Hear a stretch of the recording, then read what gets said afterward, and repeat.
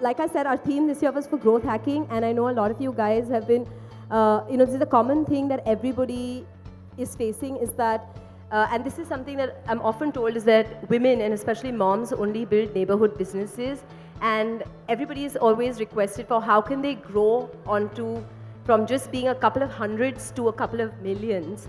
And I know that's a hard question, but how do you, when you first see traction happen in your business, how do you take it from those first couple of transactions or views or whatever onto the next leg? That that bit is really, really tricky. So how does one cross that bridge? So I think to a large extent, you have to decide what is the metric that's most important for your business. And I think what's happened in our country in the last 4 or 5 years is that rather than you deciding or people that you respect deciding what the right metric is, the media is deciding what the right metric is. And so suddenly the number of people that are on your platform are the most important, or the amount of money that you raise is the most important, whereas in many cases that's not the most important metric. And I think to a large extent, different businesses have different reasons that will make them grow. And the biggest reason most businesses fail is that you don't know what that reason is. And we've seen this over and over again. Valuation is important. Money is important. I have this many users versus my one user uses me this many times is important. Or I have this child coming to to Purple Panda over and over and over and over again rather than 100 kids coming there one time. And I think so much of this is understanding your own business and realizing for yourself what's important for success in my business. And I think once you realize that, you can then try to duplicate that to scale effectively. But if you use the wrong metric, then you're poisoning yourself for failure. The next question up is profitability or more users? Again, I know that's hard. So this is an interesting question because it's very easy to sit up here and say one or the other. You can make a case for both. So let me see if I can split it up. There is no right answer for this question. If you're going to grow your business off your own income, or you're growing it without raising external money, you have no choice. You have to be profitable. Otherwise, where's the money going to come from to be able to build your business up? Which is fine. It'll just take you longer. But if you decide that you want to raise external capital from people like me, then I would say there's no problem losing money in the beginning. The question is, what are you losing money for? And I would say the 3 things that you would want to lose money for is to build your product, is to sell your product, to prove that you can sell it, and then to scale your product and scale it to a certain level. Once you've proven that you can do those 3 things, you then need to then suddenly become profitable. The problem that we face is that most of us, when we raise money, decide it's much more important to raise more and more money to scale and scale and scale and not think of profit. And we read about this over and over and over again. And I think to a large extent, that's where people tend to falter.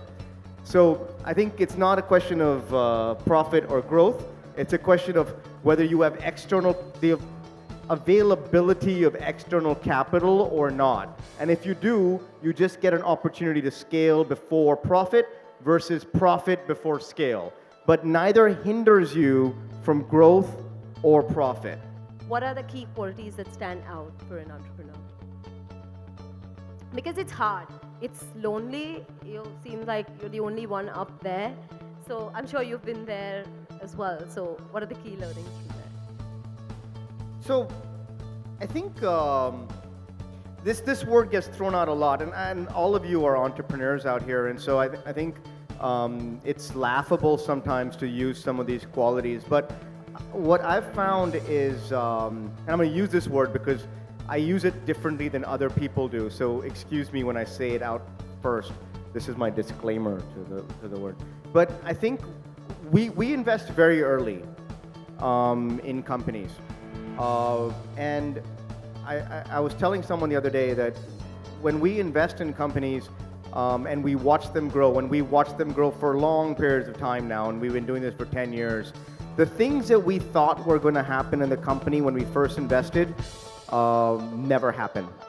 We're always wrong. And so the reasons we don't invest in companies, we're wrong in those companies. The reasons we invested in the businesses that we do or have done in the past are also wrong. And so 9 times out of 10, I'm being polite to myself. Every single time we've been wrong about where a business is going to go and how it's going to be. So if that's the case, and not that we're not good at our jobs, I just meant that everyone is bad. The only thing that you can invest in at a very early stage is the people behind the business.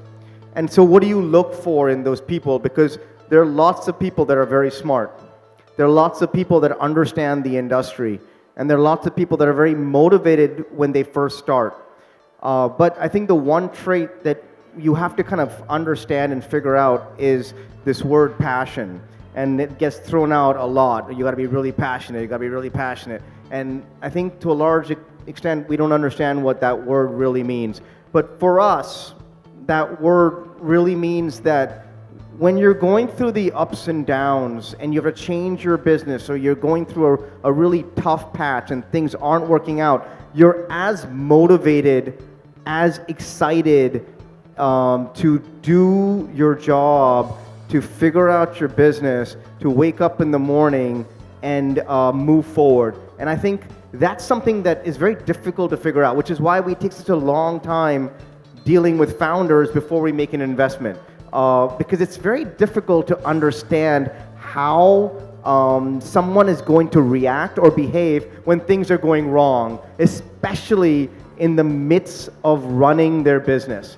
The only time you're going to fail is when you have zero money. Otherwise, the machine keeps going. So how are you going to fix things while you go? And I think, so passion, I think, is the one real trait we look for. Okay, we've got this question from a reader who's asking, what are the factors that are critical for a rental subscription business to reach scale? So this is interesting because we have a lot of rental businesses or subscription businesses in our portfolio. So the short answer to your question is, someone needs to want to find value in resubscribing to your business over and over and over again. The success of a subscription business isn't finding a large pool of people to come in to take one subscription, whether that's a month, a quarter, or a year. It's the ability to get them to resubscribe. And it's a very difficult thing to do because you have to understand what it takes to resubscribe.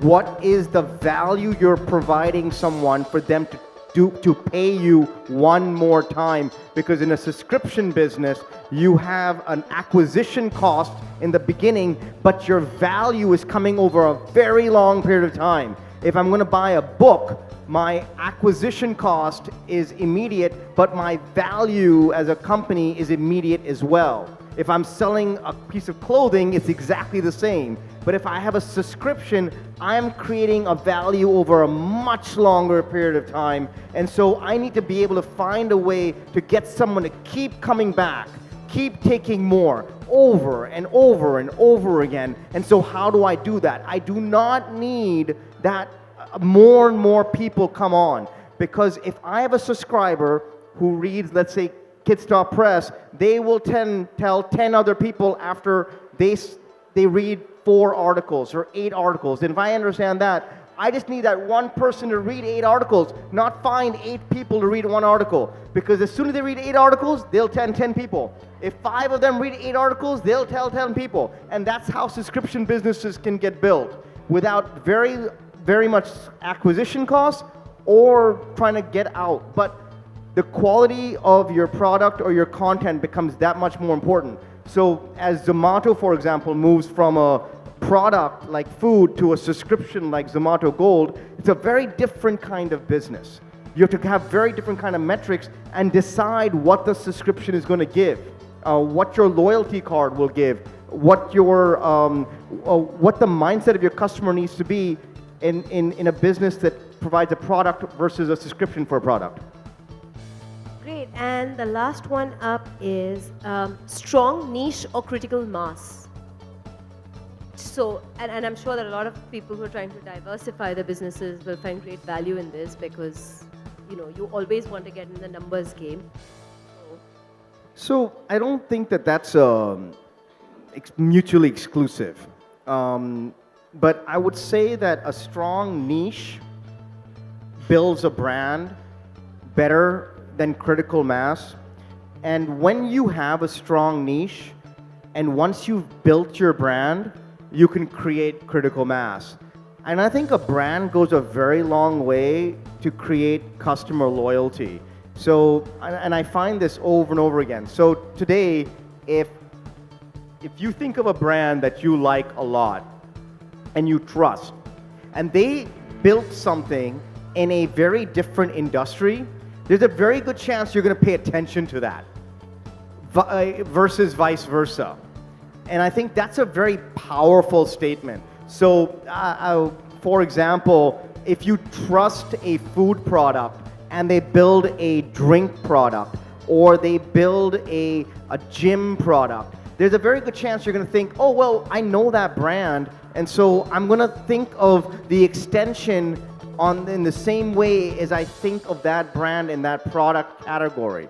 But if you have a very mass product and you haven't built brand loyalty, then people are going to think of you in exactly the same way across all of those categories, which isn't exactly what you want. So I think there's a lot of power in building a niche product and building loyalty and a focus within that product, at least in the short term. That's super. Thank you so much, Sid.